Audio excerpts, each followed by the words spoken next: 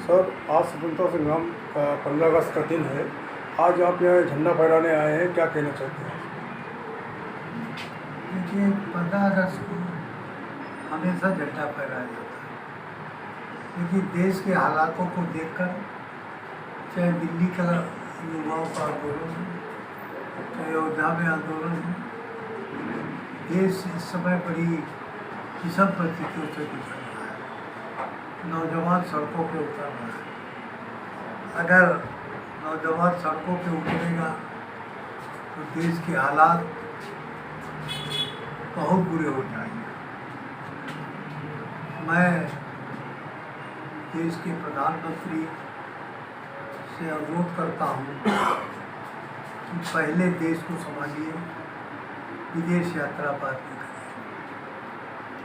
जब पेट में रोटी नहीं होगी तो आदमी सड़कों पर उतर जाएगा, और सड़कों पर उतरने के बाद दिल्ली का जंतर मंतर का आपने देखा ही होगा।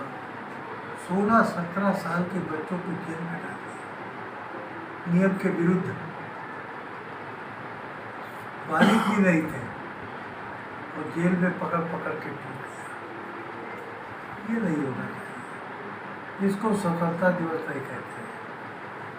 स्वतंत्रता दिवस का मतलब है अपने विचारों की अभिव्यक्ति, स्वतंत्र अभिव्यक्ति, जो कि इस देश में नहीं होती है। मैं बधाई देता हूँ अखिलेश यादव की पत्नी को, डिम्पल यादव को, कि जिन्होंने विषम परिस्थितियों में जाकर वहाँ के बच्चों को समझाया। वो एक देवी के रूप में वहाँ पहुँची और उनके भी चोट लगी। मैं बधाई देता हूँ अखिलेश यादव को, जिन्होंने राहुल गांधी के साथ प्रधानमंत्री आवास को घेरा।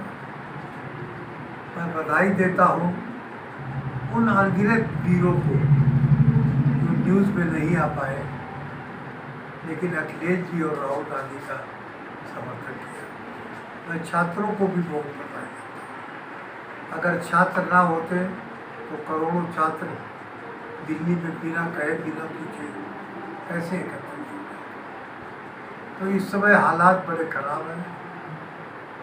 मैं ये नहीं कह रहा हूँ कि सरकार फेल हो गई है। सर, ज्ञानदीप आपका इतना पुराना स्कूल है, इसमें बहुत से शिक्षक हैं, कितने हैं शिक्षक बताइए, और शिक्षक के जो पेरेंट्स हैं उनके पेरेंट्स को संदेश क्या, बच्चों के पेरेंट्स को मैं संदेश दे सकता हूँ, क्योंकि बच्चों के पेरेंट्स अपने बच्चों को संस्कार अच्छे दें, उनको अच्छे ढंग से माता पिता की सेवा करना सिखाएं, और उनके पढ़ने लिखने का टाइम टेबल के अनुसार उनको सुबह सुबह उठाएं और शाम को भी पढ़ाएं। इससे मैंने अभी कहा, फाइट फॉर राइज, तभी वो IIT, तभी वो IAS, तभी वो IPS और कहीं भी जा सकते हैं।